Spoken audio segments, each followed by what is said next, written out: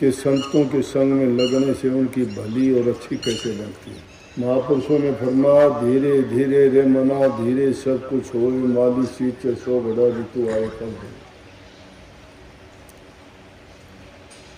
अपनी चेती होत नहीं प्रभु चेती, तत्काल बलि चाहे हो आकाश को प्रभु पठाए पाताल। इंसान जो सोचता है वैसा नहीं होता, मालिक जो सोचता है वो होता है। राजा बलि तो चाहता था कि इंद्र का राज मिल जाए उसको, लेकिन परमात्मा नहीं चाहता था कि उसको इंद्र का राज मिले। उसके 100 यज्ञ पूरे नहीं होने दिए, अगर 100 यज्ञ पूरे हो जाते तो मिल जाते। इसलिए जब मालिक की निगाह अच्छी होती है तो सारे काम अच्छे और सीधे बनते हैं, लेकिन मालिक की रजा में और मौज में रहना हम जानते नहीं। उनका हुक्म मुख्य है, उनके नियम अटल हैं, उन्होंने जो मर्यादाएं बनाई हैं वो पक्की हैं। लेकिन कभी कभी ऐसे अवसर समय भी आते हैं कि प्रभु को भी अपनी मर्यादाएं तोड़नी पड़ती हैं। कृष्ण जी ने ये कहा था, महाभारत के युद्ध में मैं हथियार नहीं उठाऊंगा, लेकिन ऐसा मौका आया उनको जो रथ का ही पहिया उठाना पड़ गया और वही सुदर्शन चक्र बन गया। हथियार बन गया कि नहीं। कृष्ण कहता, नेम कर्म शस्त्र नहीं उठाऊंगा, लेकिन नेम टूट गया, किसी ने टूटवा दिया, भगत ने। भगवान भी भक्तों के बस होता है। समुद्र का पानी मीठा था लेकिन कड़वा हो गया। मर्यादाएं जब टूटती हैं तो गड़बड़ होती है। इसलिए हमारी सोचने से नहीं, परमात्मा जो सोचता है तो उसकी रजा, उसका हुक्म में रहना चाहिए। थोड़ी सी भी बात हमारे विपरीत कोई हो जाती है तो हम कोसना शुरू कर देते हैं, परमात्मा ने ये गलत किया, परमात्मा ने ये ठीक नहीं किया, उसको ऐसा नहीं करना चाहिए था। अरे उसको करना चाहिए था। हम अपने लालच के लिए, अपने स्वार्थ के लिए, अपने हित से आगे की बातें नहीं सोचते हैं। जो हमारे लिए सही था वो तो वो सोचता है कि हमारे लिए सही क्या है। वो कभी गलत नहीं करता, उसके कानून कच्चे नहीं, परंतु इंसान की बुद्धि उसको भ्रमित कर देती है। कभी लालच में, कभी स्वार्थ में, कभी क्रोध में, इन चीज़ों में फंस के इंसान बार बार गलतियां करता है। क्योंकि वो जो सोचता है वो अपने से आगे के नहीं सोचता। लेकिन जो परमार्थी बात है वो कहते हैं कि अगर तुम अपना हित चाहते हो, तुम अपना भला चाहते हो तो दूसरे का भला करो, अच्छा करने की आदत डालो। शास्त्रों का लेख है कि मन से, वचन से और कर्म से, तीनों प्रकार से किसी दूसरे जीव को दुख ना दो। और जीव के कल्याण के लिए भी 3 ही साधन है। 3 मुख्य करके बातें बताई गई हैं कि इन चीजों से ही जीव का कल्याण होगा। तन पवित्र सेवा किए, अगर सुंदर शरीर मिला, इसमें सब कुछ करने की क्षमता है, कितनी ज्ञान इंद्री, कर्म इंद्री दी गई, बल बुद्धि दिया गया, इंसान इससे अगर नेक काम करता है तो उसको बड़ा मीठा फल मिलेगा। इसी शरीर में रह के आप प्रभु की भक्ति कर सकते हो, अच्छे विचार रख के दूसरे का हित कर सकते हो। किसी दुखी इंसान का, दुखी जीव की सहायता और मदद करते हो तो बदले में वो आपको कितनी अच्छी दुआ देता है। अरे प्यासे के पानी पिला दोगे, वो भी तुम्हें इतनी बात तो कहता है, परमात्मा तेरा भला करे। अगर तुम किसी का हित करते हो तो उसके दिल से जो आवाज निकलती है वो तुम्हारे लिए बड़े से बड़ा आशीर्वाद होता है। अगर किसी को दुख देते हो तो उसकी बद्दुआएं लगती हैं। परमात्मा देखता है, लेखा सबका लिखा जाता है, उसके हाथ में कलम और कागज नहीं है, लेकिन वो जो शब्द लिखता है वो अटल है, यहाँ नहीं लिखे जाते हुए। यहाँ हर जीव का लेखा जोखा है। तो इसलिए क्यों नहीं अपने अच्छे कर्म बनाए जाएं। ऐसे कर्म ना करके जाओ। तुम अगर बुरा करोगे तो तुम्हारी आने वाली संतानों तक को तुम्हारा नाम लेके थूका जाएगा तुम पर कि ऐसा दुष्ट था वो, उसने ये किया था। अगर नेकी करके जाओगे तो पीढ़ियों में, आने वाली पीढ़ियों में भी तुम्हारा नाम लेके तुम्हारी इज्जत मान बढ़ाई की जाएगी। तुम्हारा नाम लेके ये कहा जाएगा कि बड़ा नेक इंसान था जो ऐसे काम करके गया। आज भी हमारे देश में गांधी जी को बापू कह के क्यों पूछते हैं? उन्होंने जो कुर्बानी दी वो अपने लिए दी थी क्या? हमारे लिए दी थी।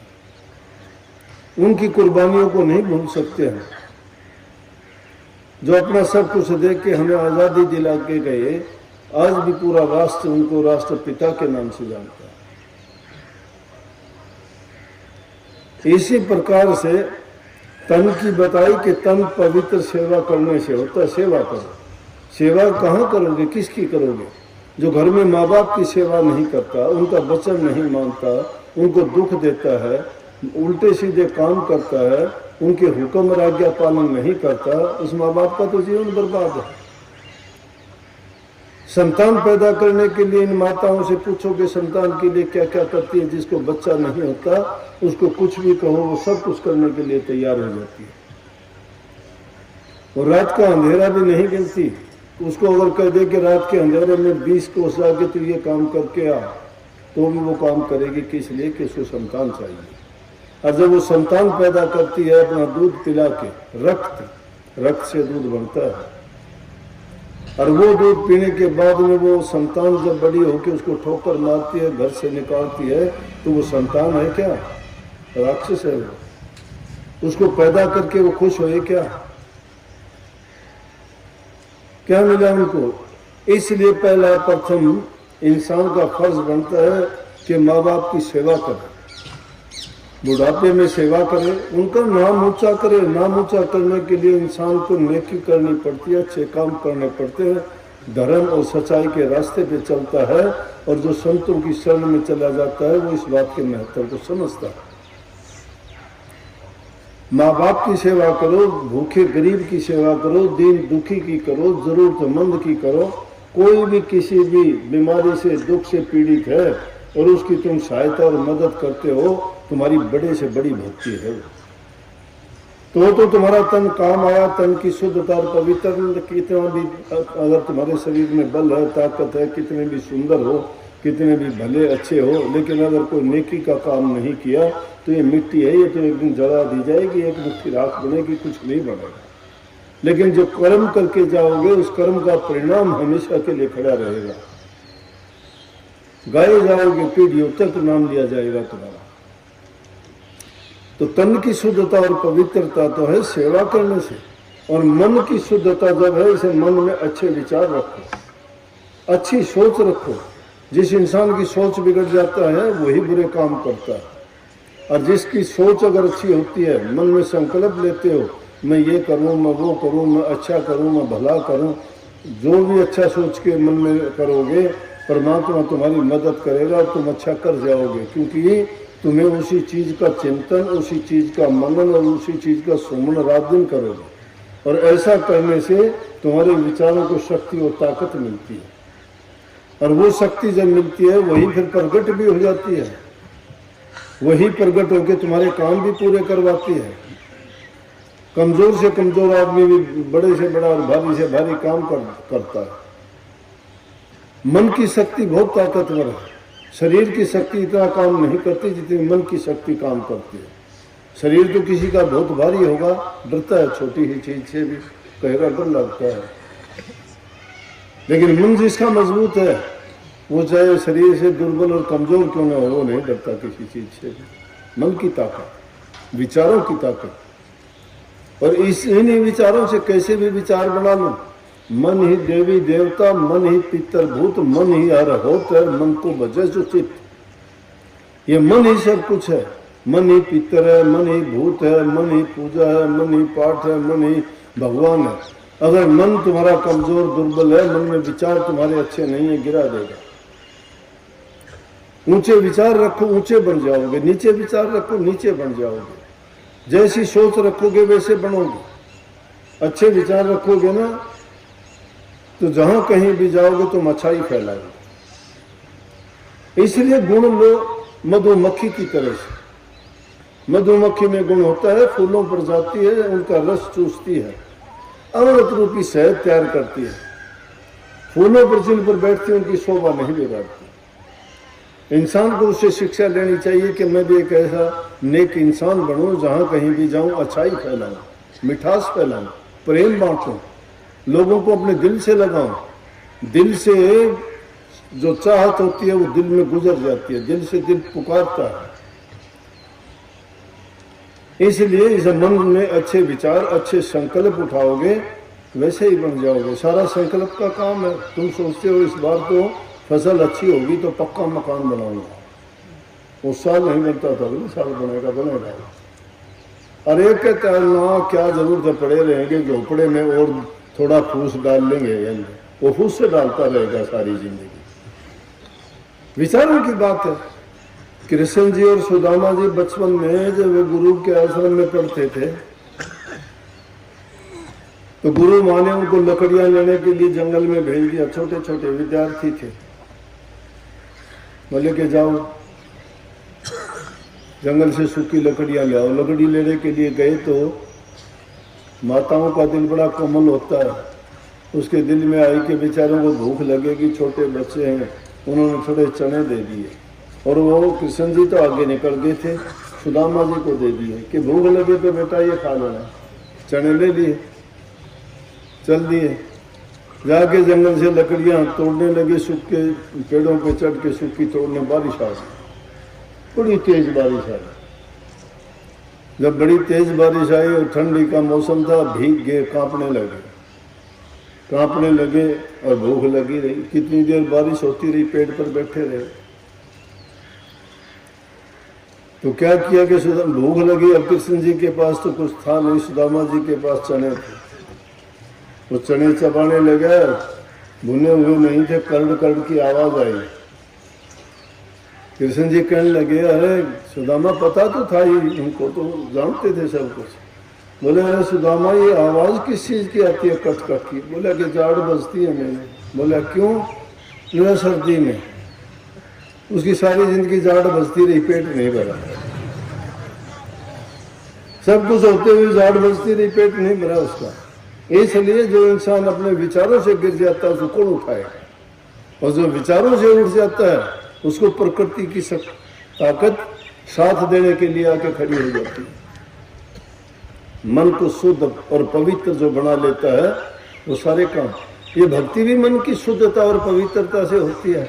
आप नाम सत्संगी का रखा लेते हो, सत्संग वाले काम नहीं करते, आडंबर पाखंड करते हो, लोगों के सामने झूठ बोलते हो, कपट करते हो। अरे सत्यानाश, झूठ और कपट से तो डूबता है सब कुछ, और तुम वही काम करते हो। ये भोले जीव तो इतबार विश्वास कर लेंगे। ठग लोगों अपनी ठगी के लिए बात बनानी झूठी साची कर देंगे। परमात्मा किसको दफ्तर? मेरे को परमात्मा नहीं बताया कि ये मेरा दफ्तर से भाई तो सबके लेख लिख दे, सबके बता दे। मैं तो इतना जानता हूं कि नेक काम करोगे ना परमात्मा तुम्हारे हृदय में आके वास करेगा। जो बुरे काम करते हो फिर परमात्मा का नाम क्यों लेते हो तुम? परमात्मा तो बड़ा न्यायकारी है। इसलिए मन की शुद्धता, पवित्रता तुम्हारे विचारों के कारण होगी। अपने विचारों को शुद्ध और पवित्र बनाओ। जो माँ बाप की सेवा करता है, विचार अच्छे रखता है और जबान से मीठा बोले, तन पवित्र और धन से दान करो, पुण्य करो, जरूरतमंद की सहायता करो, भूखे गरीब को तुम देने लायक को दो।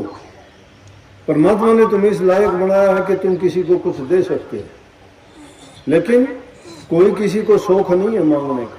तुम्हारे पास कोई लेने के लिए आता है, तुम्हारे पास देने के लिए है, देना सीखो, दो उसको, जरूर दो, खाली मत जाने दो। अगर कोई तुम्हारे पास लेने के लिए आता है, तुमने खाली भेज दिया तो बहुत बड़ा पाप हो गया वो तुम्हारे से। क्योंकि जो तुमने खाली भेज दिया, तुम्हारे पास आस लेके आया था, उसकी आस टूट गई।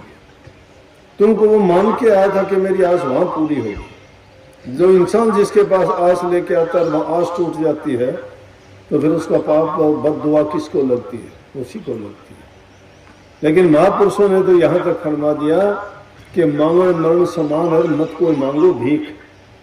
मांगण से बढ़ना भला भी ये सतगुरु की सी। मांगता कोई शौक से नहीं है, जरूरत होगी तो ही मांगेगा ना।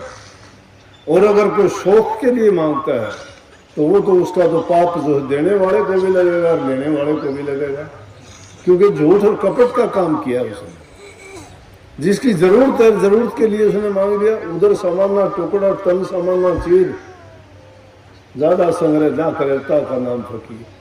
अब फकीर आदमी भिक्षा मांगते थे पहले, ज्यादा इकट्ठा नहीं करते, धन इकट्ठा नहीं करते थे। आजकल तो धन इकट्ठा करते हो। पहले क्या करते महात्मा, किस लिए धन लेते? भीख मांगते थे, भिक्षा भिक्षाम मांगे, खाने के लिए कुछ दे दिया करते। एक घर का नहीं लेते थे, अनेक घरों में जाते थे, सबका थोड़ा थोड़ा सब मिल जाता था, किसी के कर्जदार भी नहीं बनते थे। एक आदमी के विचारों से नहीं, कोई चोर का था, कोई ठग का था, कोई धर्मात्मा का था, कोई नेक इंसान का था। उनका सबका मिलता तो सब तरह के विचार होते, उसके विचारों को प्रभावित नहीं करते थे। शुद्ध अन्न का इंसान के जीवन में बड़ा महत्व है। जो आदमी बुरा अन्न खाता है, छल कपट का, बेईमानी का, झूठ का, लूट का, खसूट का, भ्रष्टाचार का, वो इंसान कभी अच्छा नहीं बन सकता।